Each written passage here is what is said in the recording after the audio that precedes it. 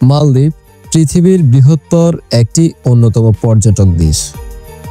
মালদ্বীপের ইতিহাস বৃহত্তর ভারতীয় উপমহাদেশ এবং দক্ষিণ এশিয়া ও ভারত মহাসাগরের এলাকা সহ আশেপাশের অঞ্চলের ইতিহাসের সাথে জড়িত। মালদ্বীপের মতো আধুনিক রাষ্ট্রটি ২৬টি প্রাকৃতিক প্রভাব প্রাচীর নিয়ে গঠিত, যার মধ্যে ১১৯৪টি দ্বীপ রয়েছে। মালদ্বীপের নিকটতম প্রতিবেশী দেশ হল শ্রীলঙ্কা ও ভারত।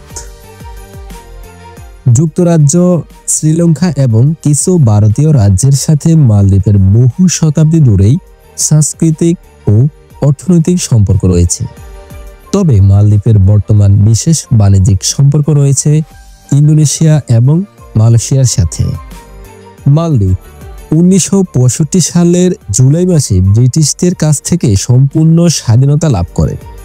তবে ব্রিটিশরা ১৯৭৬ সাল পর্যন্ত দক্ষিণতম প্রবাল প্রাচীরের গান্দ্বীপে একটি বিমান ঘাঁটি বজায় রেখেছিল।